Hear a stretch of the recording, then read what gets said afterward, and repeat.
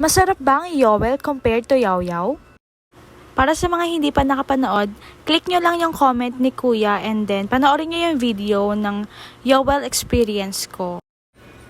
Actually, di ko pa natatry yung Yaw-Yaw. So nagpunta kami dito sa SM Fairview to buy and try some.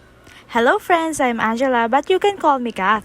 And now, we'll be trying Yaw-Yaw for the first time.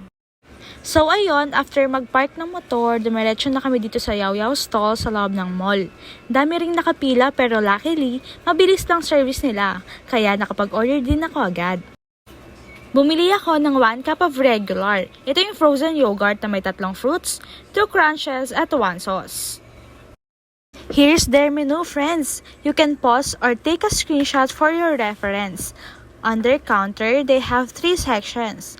On the right side, they have crunches, fruits in the middle part, and then for the last section is their sauce. Meron nga rin pala sila dito ng smoothies, pero next time try natin yon. Ayan, after preparing my order, nagbayad na ako and it costs 219 pesos. Pretty much higher than Yowel, friends. So here is my final verdict. Anong mas masarap, Yowel or Yaw-Yaw? For me, I prefer Yaw-Yaw than Yowel. Don't get me wrong, pero mas quality and yummy yung sa Yaw-Yaw. Pero if you're on a budget, perfect si Yowel. For only 100 plus pesos, you can try the frozen yogurt na, friends. Ayan, comment kayo if want nyo naman itry ko yung BLK 513. Yan lang, friends. Bye!